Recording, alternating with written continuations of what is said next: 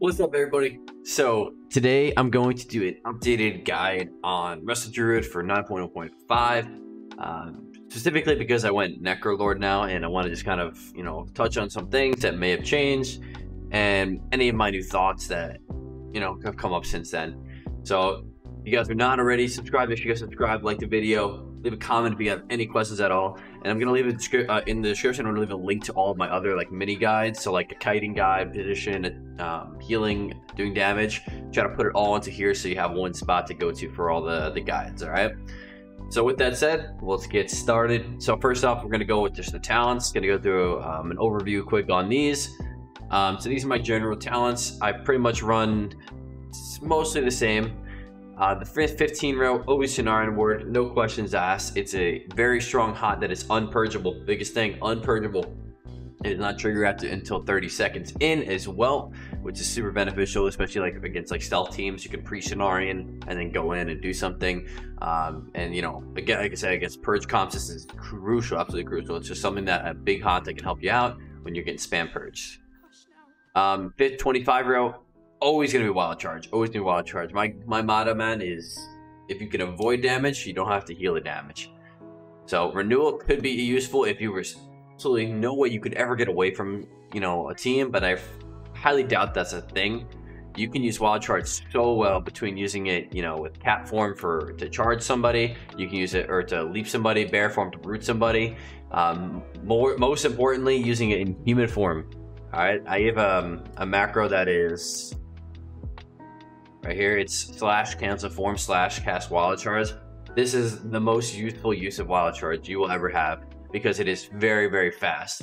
So when you wild charge to a partner, it's instant. It's just, versus travel form where you have to, shift into travel form, then you do a little, it's like a graceful leap. You know what I'm saying? This is instant. You could do this up onto bridges, down. You can do whatever in direction. I do this all the time, off bridges. Maybe I'm in trouble, man. I'm getting trained down, and I jump off the bridge, and then I tell my teammate to stay up top, and then I leap up to them, and I'm gone. It could be used in so many cool ways. You can juke people out. Definitely refer to my kiting video for that. I have some examples of what you can do with the wild charge, but definitely wild charge 100% of the time. 30 row, you have two options. Usually, it's going to be Feral or Guardian. I mean, you can argue the case for balance affinity for mage comps and stuff. Personal preference, I play Feral affinity all the time. I never touch Guardian affinity. I know a lot of people do like to play Guardian affinity, so that is perfectly fine. Me personally, I play Feral affinity all the time. I think that not even just for doing damage purposes, but the stuns are extremely useful, especially if you're Night Elf and you can get Shadow Melt stuns off, as well as just getting the extra movement speed to kite. Avoiding damage, once again, avoiding damage is better than healing damage. If you don't take the damage in the first place, you're not going to use all that mana and all those cooldowns to heal it up. And you'll have the cooldowns for when you need it, right? And then on top of that, you can do a lot of damage with it, which is always great, especially in 2s. You get a lot more time to do that. But the break stuns, so usually Feral affinity is more useful for playing offensive in 2s, doing whatever, doing damage, getting stuns and stuff, maims especially. In 3s, depending on the comp you're playing, more so, especially if you're playing casters, I prefer to play, my favorite comps are double caster, usually Mage, Shadow Priest, Lock, things with that nature. Having a rake stun and a maim to set them up because they don't have big stuns can be so useful, and just coordinate with your team. Guard affinity is also very good for getting ink caps off, and if you're getting run down, if you're having trouble surviving. I usually refer to people to, if you're new to Druid, I would start off with Guardian affinity. Get used to the healing buttons first. You don't want to overwhelm yourself. Feral affinity is kind of a lot on top of because you really have to be more cautious with your positioning and whatnot.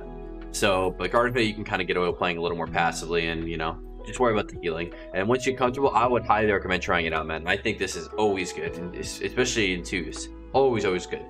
All right. 35 row, these are actually pretty all useful here in their own way. So when it comes to 2s or general gameplay, Bash is probably the best overall pick. Just gives you another good stun to use, whether it's BGs, Arena. But the thing is, I would not run Bash if your team has incredible amount of stuns. You're playing with the Rogue, you're playing with the playing Warrior, Windwalker, I don't know, whatever it may be. Bash could be useful for, CCing the healer for a clone or something like that, but just don't overlap it with too much. My favorite one to use, honestly, is Heart of the Wild. I use this all the time in 2s. What I do in 2s is if I'm not playing a setup comp, I usually run Heart of the Wild just for extra damage, because if I'm playing so aggressively in 2s that I don't need Bash as a stun, because I'm like constantly getting rake stuns, constantly getting maim stuns, and it's kind of overkill at that point. So a lot of times I just opt to go for Heart of the Wild. If I'm playing a setup based comp like with a mage or a hunter, maybe a Windwalker, because they just have so much burst, I might run Bash to help set them up. You could also try to run it with Lock as well if you're trying to set up like Chaos Bolts or Affliction Lock Burst. The other option is Mass Entanglement. This can be good. I personally only really would recommend this versus Windwalkers. I think that in a lot of the other cases you can just cast Root, and everyone can. There's people. So many people have gets outs of roots. Warriors have Bladestorm. Windwalkers have Tiger's Lust. What other people? DKs have like Wraithwalk. Pretty much everyone has something to get out of Root. So unless you're trying to root like an enormous amount of pets, it's usually the best thing. How usually Unholy Decay pets would be useful for. Windwalker images, very, very useful for.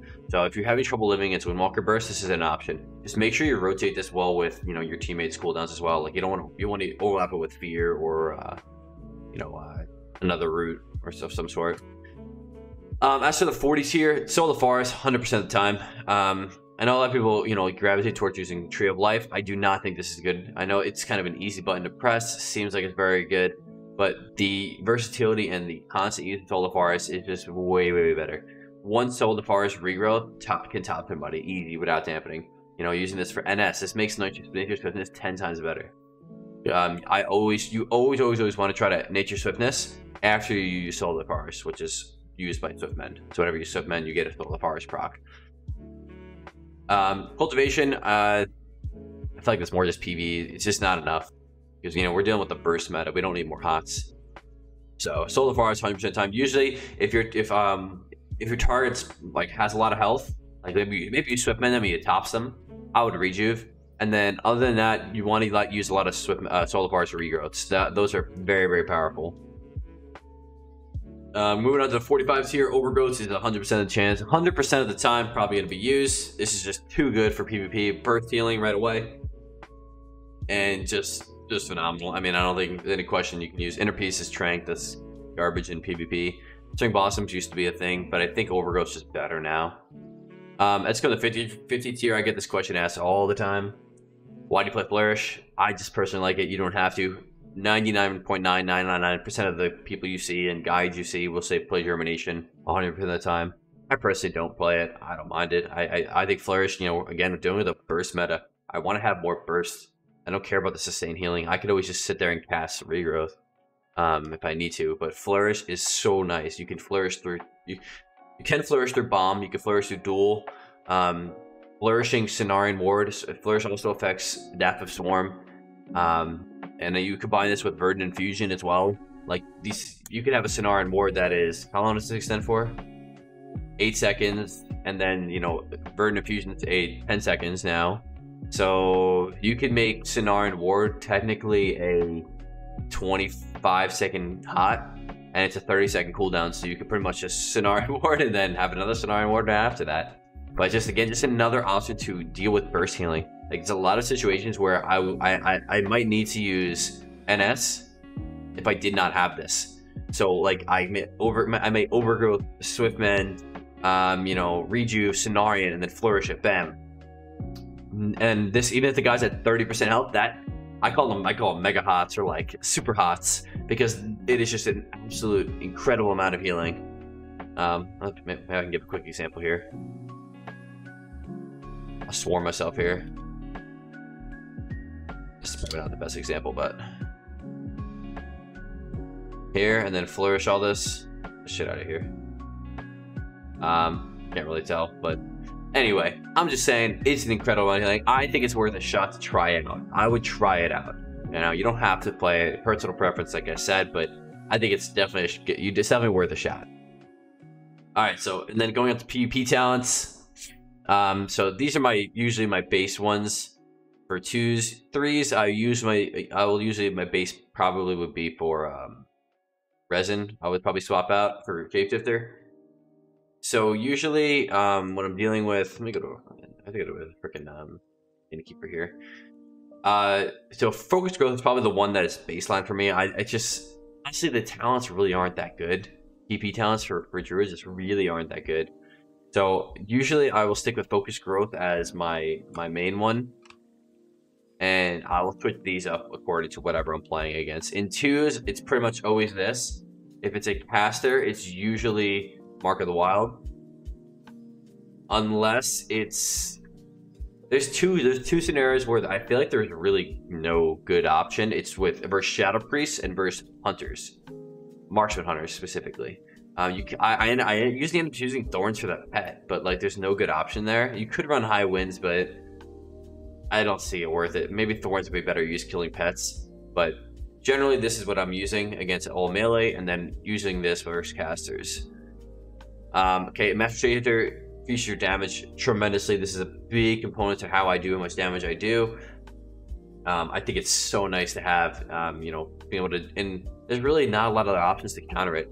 You can also run, you know, Resin is a very good option for against melee. Again, not super impactful. It's like, you know, usually in a game, I feel like 3, 4, 5, maybe 6% of your healing. Not something super tremendous. You could also try running early spring versus double DPS teams that you know the game's going to be fast. Just be aware that some double DPS games, if they're double hybrids, are not quick games. They will you will before they It's so just be aware of that. Maybe you can maybe use this versus like Shadow Play. This might be a good option to run. Shadow Priest Affliction Lock in 3s. Because there's really not much good against them, so early spring could be an option, like you know, when you really need it. You could also opt to other options that, you know, may be situational. It's playing with an affliction lock, so people do opt to use deep roots, and you can root, you know, because your roots won't break as often. You can just spam root targets, and then if they dispel it, they get the UA, they silence, and it does an incredible amount of damage. Another one you could opt to use is disentanglement.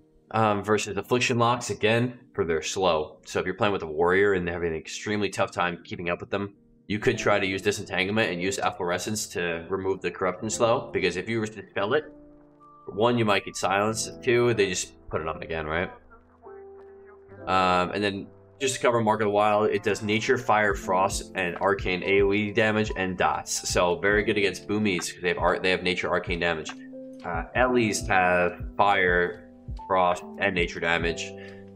Fire mages, this works for meteor. It's AoE damage, and then as well as ignites. So those are good options for those classes. Other than that, Entangling Bark, probably not useful. You can maybe try this against like Windwalkers versus their clones and stuff. Might not be that bad, but these are just the general talents I usually stick with. All right, moving on to the stats. Okay, so my stats currently, you can see them down here on the bottom, or I'll pull up over here. This is an add-on called Deja Character Stats, if you're wondering why I have like all these things here. So I am stacking Verse Haste currently on this guy. That is the general recommendation from most people I see. So here, this is what I would say though. If your primary goal is just to queue 2s, to queue RBGs, to queue BGs for fun, to do whatever you're doing, anything outside of 3v3, I would run Verse Haste, like, exclusively. When it comes to 3s, I personally, like, you know, I said this in my last video, I personally, and I'm building towards it now, is a kind of like a split Haste Mastery. Verse main stat, and then Haste Mastery split on the second end. I'm working towards another set here. I got one piece. I could probably buy another piece at this point, actually. Yeah, I probably can. I'm working on buying a few master pieces to fit in the pieces that are not socketed. So like boots, or legs, boots, back, and that's it. Yeah, so I'll have a decent bit of mastery. Mastery is very useful in 3s. You get those big swift mends if you have hops on your targets. Big regrowth controlled forest can be very impactful. And I know I get this question. Why I'm asking. I do gem haste. Why don't I gem verse? Personal preference again. I like having a little bit more haste here. I went personally. I just went to 30 verse because after 30 you get that slight, very slight diminishing return. Not super impactful, but playing with haste is so much fun. As you can see, my global cooldown gets way lower. So if you are not running, anyway, I can take off some haste here.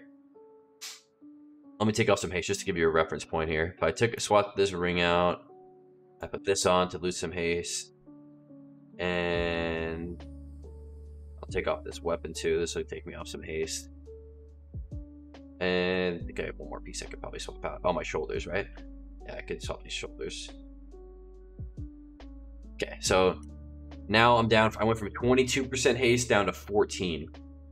My global cooldown is now 0.1 second, 0.09, basically 0.1 second slower. That could be a pretty big deal sometimes. You know, when you're spamming those globals as fast as you can, getting shifts off really quick, getting NS very quick. Sometimes that can be game breaking. You know, you can, if you're spamming that button and you beat them to it because you have the faster global, it could be a game changer. So I personally like playing it, especially how my playstyle is right now, which is we're doing a lot of dots and hots with Adaptive Swarm going. It's very nice to have that haste. Getting fast clones. My clone's only 1.4 seconds.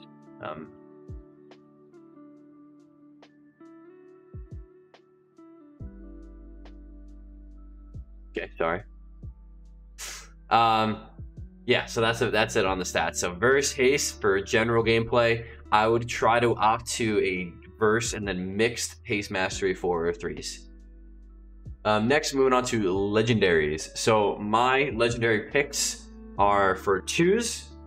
I always go with deep focus. I think this is super good in 2s. Absolutely for you.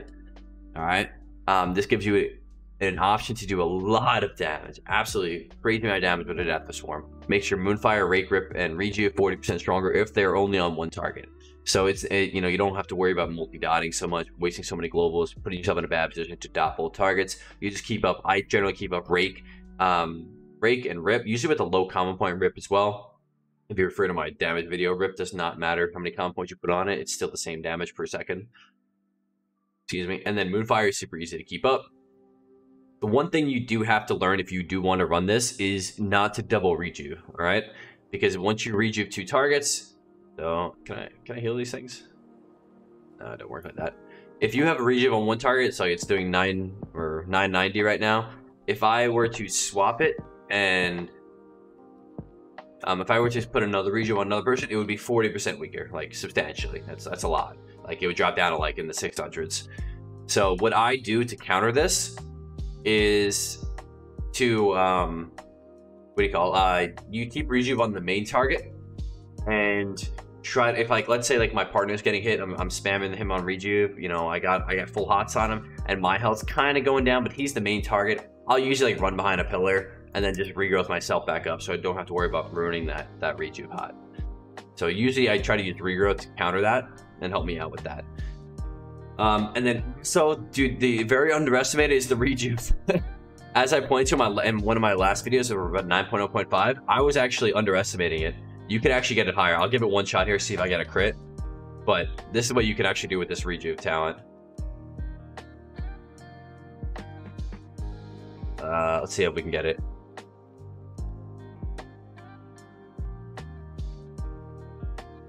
Nope, not happening here. All right, we didn't get any crits on this.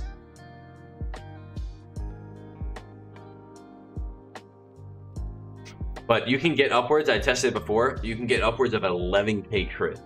If you had everything up, you know, Ironbark, Overgrowth, Swiftman, Rejuve, Cenarion, Ward, Flourish, Adaptive Swarm, like everything's just fucking rolling, with even Trank. You can get up to which of 11k crit on a Rejuve tick, which is actually bonkers. Alright, and so other options for 3s, my go-to is Verdant Infusion. Verdant Infusion is my go-to in 3s. This is just extends your hots, helps out with healing tremendously. In the previous video, I talked about using Heart of the Wild. Definitely not a bad option, honestly. But I like that more when I was playing Convoke because it gave me an option to like one-shot somebody for my team. So like, let's say they have a really good setup, they poly the healer. We have a stun on the DP on the kill target. I go a shift cat with Heart of the Wild to convoke them. That's an insane burst. But now that I'm playing Necro, I'm opting to use Verdant Infusion more in 3s. I still have to level this one up. Just keep with this. Make sure that you get your hots up before you Swiftman optimally. And try to use this with Cenarion as much as possible. Cenarion and Adaptive Swarm. It boosts both of those. Same as Flirt. Yeah, that's probably my best option for that. Any other ones? One I do get asked about it sometimes is Circle of Life and Death as well, especially for 2 damage.